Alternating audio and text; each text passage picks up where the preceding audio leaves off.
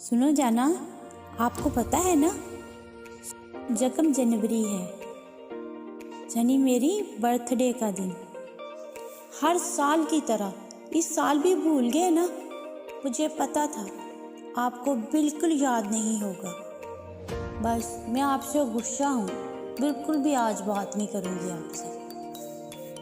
लेकिन आपको new year wish करना ना मैं कभी भूली हूँ और ना मैं आज भूलूँगी। ये चंद शेर सिर्फ आपके लिए।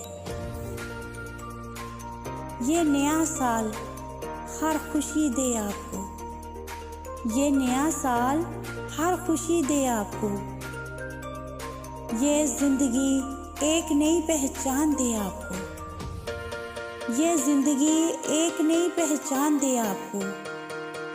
यहाँ गम की हवा भी न छू सके, जहाँ गम की हवा भी न छू सके, खुदा ऐसी जन्नत की ज़मीन दे आपको। हम तो कुछ देने के काबिल नहीं हैं, हम तो कुछ देने के काबिल नहीं हैं, मगर देने वाला हर खुशी दे आपको। Happy new year.